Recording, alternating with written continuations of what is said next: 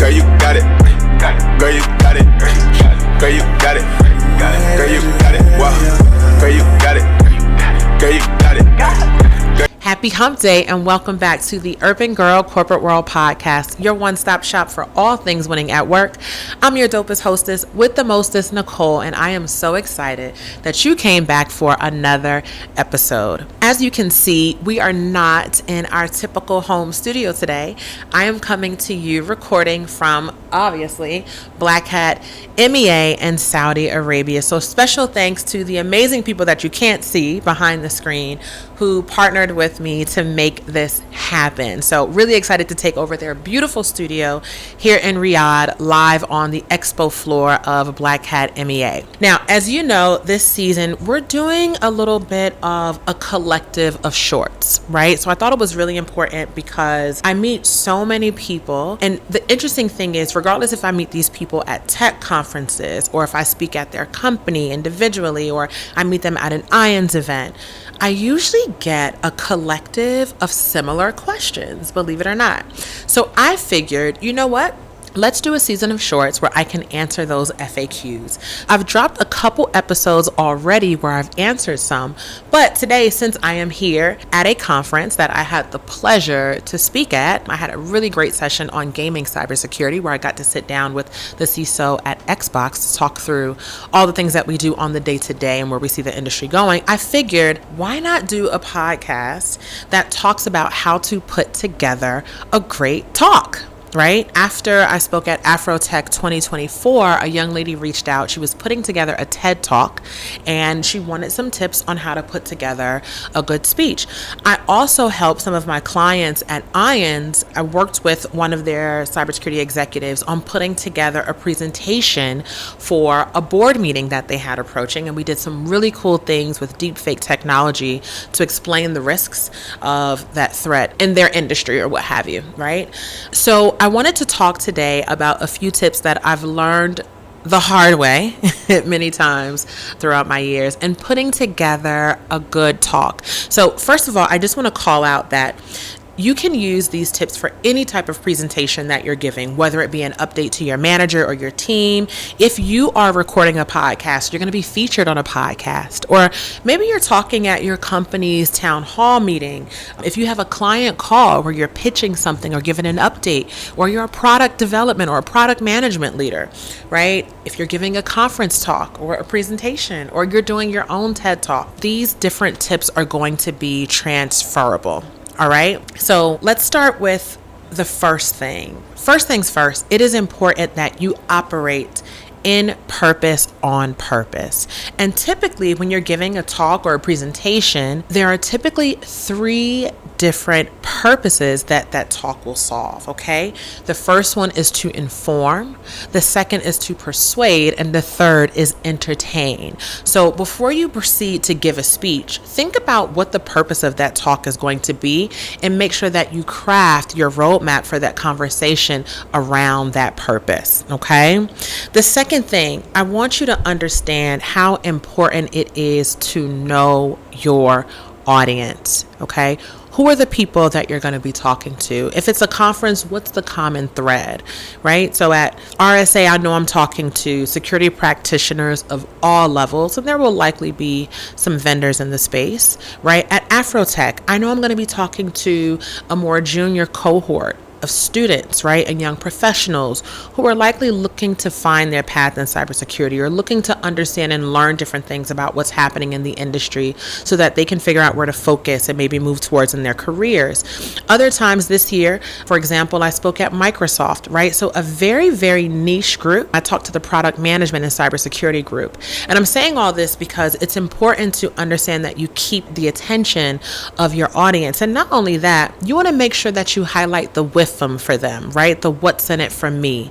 Because I find that when you craft your talk in a way that speaks to your target audience or who your audience is in the room, you're going to do a much better job of holding their attention, getting their buy-in, right? And adding to the conversation and having them contribute to the conversation. How I rate how well my talk may be going is how many questions I get from the audience. Now, that could be an indicator that I may not have gone in depth so much or have been clear enough with my topic, but typically you can tell from the quality and the content of the questions how well your talk resonated. And one of the ways to make sure that it resonates is to make sure that you know your audience. Now, not only is it important to understand what industry or what have you, right, or what particular lane that you're speaking to, but also the seniority of the people in the audience. I find that executives want you to be quick, be right, and be gone, right? So giving detailed explanations for somebody at that level may not be as successful. However, I find that when I'm talking to younger professionals or younger cybersecurity practitioners, they want me to go a little bit deep, right? Go into a little bit of detail. So making sure that I have that in my back pocket is going to be super key. So make sure that you have it in yours. The next thing is, this is how I structure all of my talks. And this is a tip that I give to everyone who asks. So at the macro level, the way that I frame my talk is based on 3 pillars. The first, tell them what you're going to tell them. The second, tell them. And then third, tell them what you told them, right? So there's a bit of value around redundancy. And the purpose of that is making sure that people truly understand the purpose of your talk and what you're there to convey, right? Now, it can feel a little repetitive or a little redundant, right, for you as the speaker, but I can promise you, making sure that you highlight what you'll say, saying it, and then reiterating what was said is going to be really, really good for helping the topic hit home for the audience and make sure that they understand the purpose of why you're there. Okay. And as you do that, it doesn't have to be very literal, right? You want to make sure that you frame your delivery with stories, right? Because again, you want to make sure that you're engaging. And I find that sometimes, especially as technical folks, we can get really caught up with facts, and facts are fine, but you need to find a great way to lead into those facts. Okay. So it's not just as simple as throwing up a dashboard or a ton of metrics that you may have that are accurate and support a point. No, you want to make sure that you look at that data and think about the story that you want it to convey. The next thing, make sure that you don't overpopulate or overcrowd your slides. Okay. This is super important. And I get why people do it. Sometimes when you give a presentation, I notice that afterwards people will ask for a copy of the slides, right? And you want that deck to be a takeaway that people can leverage independently, right? To reiterate or reference your message.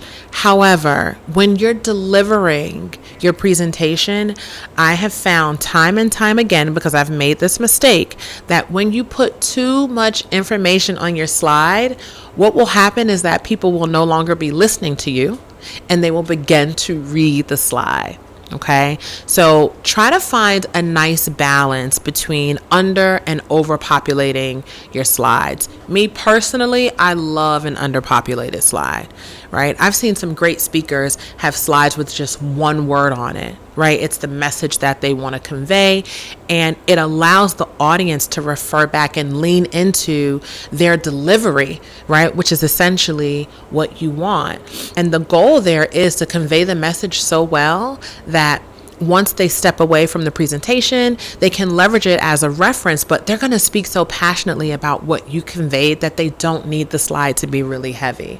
Okay, speaking of content, just overall and how you're structuring your talk, I like to focus on 3 to 5 key points for the entire presentation. All right, we are living in a world where our attention spans get shorter and shorter. Right? We now have 140 characters to make an impact. And so these are the same folks that are going to be sitting in these rooms with you, right? So make sure that you don't just bombard them with too much information, right? Bring it down to the top 3 to 5 points that you want to convey. Now, another thing too, and this is something that I want to convey to my more seasoned speakers, because sometimes we get so comfortable delivering a message, or we may have a message that, we give over and over again, that we feel like we're a little bit comfortable.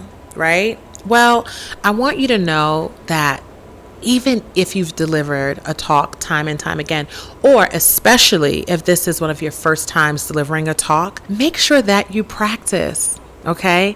Practice may not make perfection, but it will make it pleasant. right? You want to make sure that you have a good time on stage and you're not, so focused on, am I saying the right things? Am I doing it right? Because you've practiced, okay? And it allows you to be present. My rule of thumb is if I've practiced my talk so much that I am sick of it, that means I've done just enough practicing, okay? And the last tip I have for you, and I don't want to come off insensitive because I do want to honor and make space that public speaking is one of the biggest fears that people across the world have. But it's important that you get on stage and you have fun. Okay, you want to go on stage, you want to enjoy yourself, you want to get over the nerves because it's going to make it that much more engaging and pleasant for your audience. Okay, and another part of having fun is bringing all of you to the stage. I know there's this talk about, bring your whole self to work. Right, wrong, or indifferent, I think you should bring your entire self to the stage. You guys have seen me record podcast episodes with gold grills, sneakers. My hair's been 30 different colors, but that's just me being comfortable and me bringing my entire self to the stage. I'm going to be on stage cracking jokes. I'm going to be on stage talking too much. I'm going to be doing all the things that make me me. Because typically when people ask you to come and speak somewhere, that's exactly what they want to see. Okay? So a quick recap for you. All right. When you are speaking, okay, and it doesn't matter where you're speaking, you can use these tips for a one-on-one. Right, with your manager, if you're giving an update and your department syncs, if you're speaking at the company town hall, recording a podcast, or giving a presentation, or speaking at a conference, all of these tips are relevant for you. Okay, you want to make sure, one, that you understand the purpose of your talk. Is it to inform, persuade, or entertain? Secondly, know your audience. Okay, you may have all the answers, but you want to make the talk about them. Okay, make sure that you're speaking to their challenges, their needs, and their goals. The third, the structure for your speech. Tell them what you're going to tell them, and then tell them what you told them. All right, make sure to incorporate storytelling because stories are better than facts. And don't overcrowd your slides. Don't put all those words on those slides. Don't do it, okay? Make sure you keep them neat and clean so that people aren't reading, but that they're listening. Okay, practice makes pleasant and allows you to be present. There's a great way to practice. You can do this with your phone. You can do this with your laptop. Open Zoom or make a video on your phone, right? And record yourself giving the talk. I used to think that my talks were so bad until I had a friend who came to see me speak in New York City once, and he recorded me without me knowing. Giving the speech, I felt like, the pauses were so long and I tripped over a lot of words, but watching it back, it was a lot better than I anticipated, and I was able to zero in on where I needed to focus and do better. All right, so make sure that you practice to make it pleasant, be present, and last, have fun. Go on stage and let loose and be yourself, because that's who we came to see. Okay, I hope you guys found this podcast episode useful, helpful, and pleasant. All right. Best of luck to you on all of your presentation journeys. And you know where to find us for the next episode. Same time, same place. Well, we won't be in Saudi Arabia, but same station wherever your podcasts are distributed. And if you're enjoying this podcast, leave us a comment, leave us a 5-star review, and subscribe, okay? That will let me know that you love us and what we're doing, all right? Thank you so much, and I appreciate you all for listening, for watching, and I'll see you next time back in the States. Later. Girl, you got it. Girl, you got it.